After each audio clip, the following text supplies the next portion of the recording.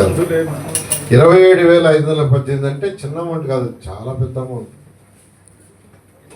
అదేవిధంగా దీపం 2 పథకం, దానికి 2,600 కోట్లు.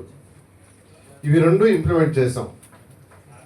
ఏదైతే ఎలక్షన్స్ ముందు చెప్పామో దానికి తగ్గట్టుగా మేనిఫెస్టోలో ఈ రెండు ఇంప్లిమెంట్ చేయడం జరిగింది.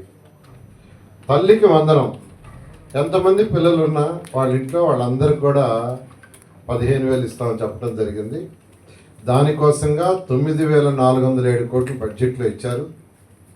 అది మే లోపల ఆ యొక్క తల్లుల అకౌంట్లోకి వేయటం జరుగుతుంది. ఎందుకంటే ఈ అకాడమిక్ ఇయర్ లోపల ఇవ్వాలని ముఖ్యమంత్రి గారు నిర్ణయించారు.